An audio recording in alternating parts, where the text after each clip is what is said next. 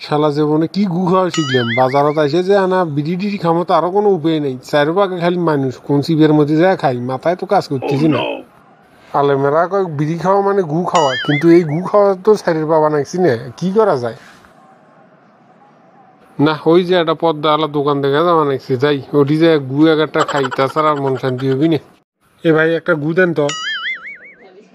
কে রে, এই শালা কি পাগলা ডাকলা নাকি? গু চাবা নাকছে, আমি কি দোকানে গু বিক্রি করি?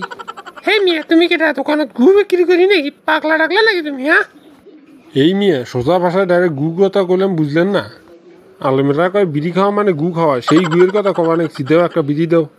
ও হো ভাই, সেটা ভালো করে কবেন তো। তুই বিড়ি লাগবি সেটা আমাকে ভালো করে কবেন। আপনি এসে ডাইরেক্ট বলতেছেন গু দেন। কি কমো দুঃখের কথা ভাই, যেদিন থেকে আলমের ঘরে মুখে শুনছি যে বিড়ি খাওয়া মানে গু খাওয়া, সেই দিন থেকে গু খাওয়ার এতই বাদ দেওয়ার চেষ্টা করবে নাকি, কিন্তু পারবে নাকি না। সেই জন্য দোকানত গেলেও আমি কই গু দেও, তো গুই তো আমরা খাই, কাঁচা গু খাওয়ার যে কথা, এই বিড়ি খাওয়া একই কথা, বুঝলেন তো? হ্যাঁ হ্যাঁ, বুঝছি, আমাকে বুঝে লাগবি না। বিড়ি খাওয়া মানে গু খাওয়া হোক, যাই হোক, আমরা যেটা খাই সেটা কি গু খাওয়ার পামুরে? আচ্ছা যাই হোক, নে তো তুই বিড়িটা নিয়ে এটি থেকে কাটে পর। আচ্ছা ঠিক আছে ভাই, বিড়িটা দেন তো, চিপে চাপাই যায় খাওয়া লাগবি, এই রমজান মাসের তো খাওয়াটাই মুশকিল।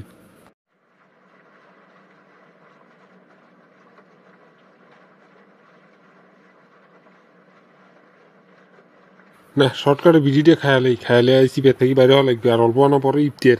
না ইফতারটা করা লাগবি, পেঁয়াজ দ্বারা হলে হবে কি? আমার একটা মান সম্মান আছে না, মানুষের মধ্যে না দেখালে হবি না। এই সময় আর দুটো টান মারিয়ে তাড়াতাড়ি বাইরে হইতো।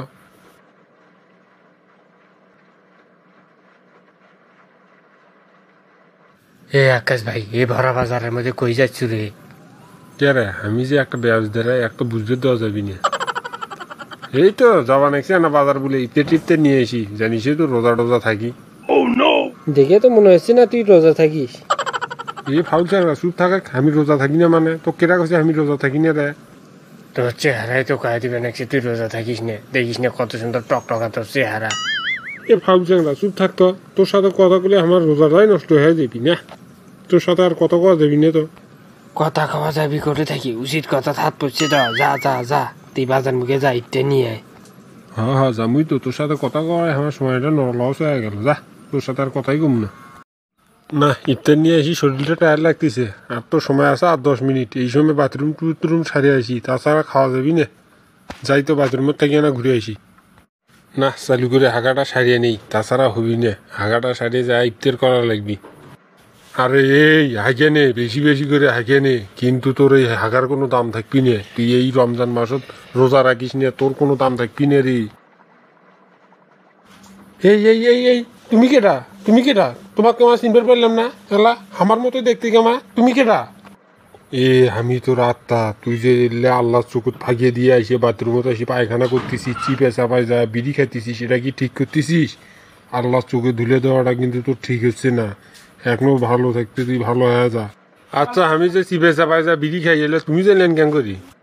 আমি তো রাত্তা রে, আমি তো রাত্তা, তুই কি কি করি সবই কর পারি, শুধু আমি না, আল্লাহ তাআলা তাহলে তোর কি কি কবার পাই সেটা তো তুই ভালো করে জানিস।